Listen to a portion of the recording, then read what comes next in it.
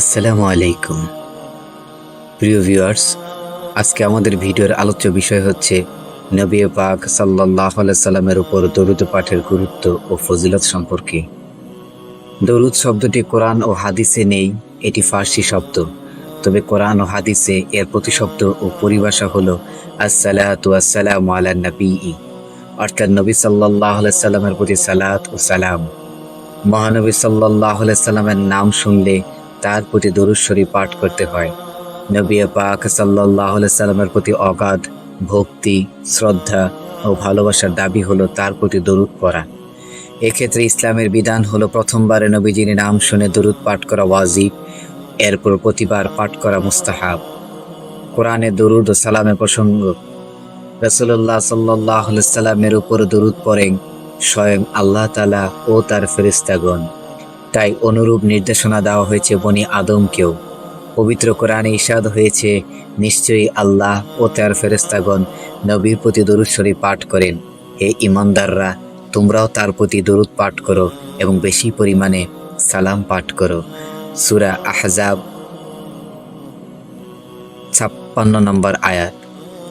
আলোচ্য আয়াতে আল্লাহ তাআলার পক্ষ থেকে দরুদ পাঠের ভাবার্থ হলো আল্লাহ তাআলা তার ফেরেশতাগণের সামনে রাসূলুল্লাহ সাল্লাল্লাহু আলাইহি সাল্লামের প্রশংসা করেন, আর ফেরেশতাদের দরুদ পাঠের ভাবার্থ হলো তারা নবী সাল্লাল্লাহু আলাইহি সাল্লামের জন্য বরকতের দোয়া করেন।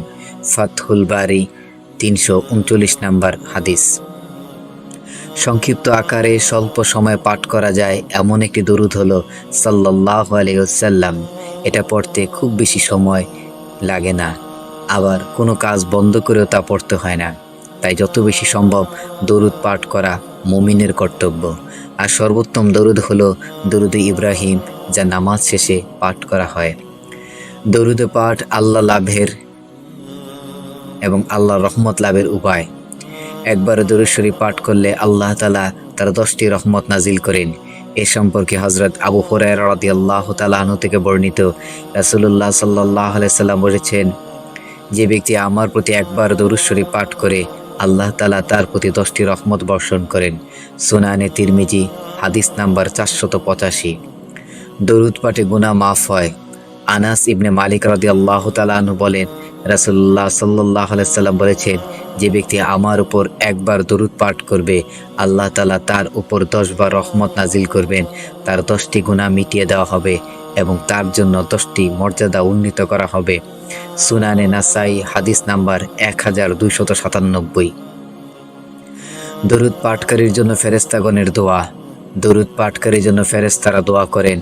আমির ইবনে রাবিয়া রাদিয়াল্লাহু তাআলা আনহু হতে বর্ণিত, নবী পাক সাল্লাল্লাহু আলাইহি সাল্লাম বলেছেন, যখন কোনো মুসলিম আমার প্রতি দরুদ শরীফ পাঠ করে এবং যতক্ষণ সে আমার প্রতি দরুদ পাঠরত অবস্থায় থাকে ততক্ষণ ফেরেশতারা তার জন্য দোয়া করতে থাকেন। অতএব বান্দা চাইলে তার পরিমাণ কমাতে পারে অথবা বাড়াতেও পারে। সুনানে ইবনে মাজাহ হাদিস নাম্বার 907। আসুন জেনে নেই নবী করিম সাল্লাল্লাহু আলাইহি সাল্লামের প্রতি দরুদ পাঠ না করার অভিসম্পাদ কি। যে ব্যক্তি নবী করিম সাল্লাল্লাহু আলাইহি সাল্লামের নাম শুনে দরুদ শরীফ পাঠ করলো না, তার প্রতি আল্লাহর রাসূল সাল্লাল্লাহু আলাইহি সাল্লামের অভিসম্পাদ রয়েছে। হযরত আবু হুরায়রা রাদিয়াল্লাহু তাআলা আনহু হতে বর্ণিত, একবার নবী করিম সাল্লাল্লাহু আলাইহি সাল্লাম মিম্বরে ওঠার সময় 3 বার আমিন বললেন। উপস্থিত সাহাবাইগণ জিজ্ঞেস করলেন, ইয়া রাসূলুল্লাহ, আপনি মিম্বরে উঠলেন আর বললেন আমিন আমিন আমিন। তিনি বললেন, জিবরাইল আলাইহিস সালাম আমার কাছে এসে বলল, যে ব্যক্তি রমজান মাস পেয়েও নিজের গুনাহ মাফ করতে পারেনি সে জাহান্নামে যাবে, আল্লাহ তাকে দূরে সরিয়ে দেবেন। আপনি বলুন আমিন। আমি বললাম আমিন।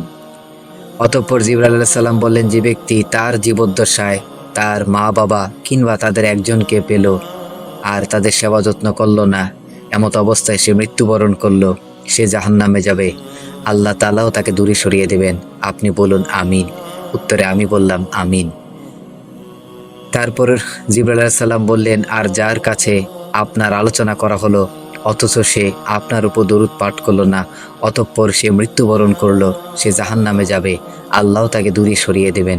আপনি বলুন আমিন। আমি বললাম আমিন। সহিহ ইবনে হিব্বান হাদিস নাম্বার 907। প্রিয় ভিউয়ার্স, আল্লাহ তাআলা আমাদের রাসূল সাল্লাল্লাহু আলাইহি সাল্লামের প্রতি বেশি বেশি দরুদ পাঠ করার তৌফিক দান করুন। এবং বেশি বেশি করে নেক কাজ করার তৌফিক দান করুন। ওমা তৌফিক না ইল্লা বিল্লাহ। সবাই ভালো থাকবেন, সুস্থ থাকবেন এবং এই অধমের জন্য দোয়া করবেন। আসসালামু আলাইকুম ওয়া রাহমাতুল্লাহি ওয়া বারাকাতুহু।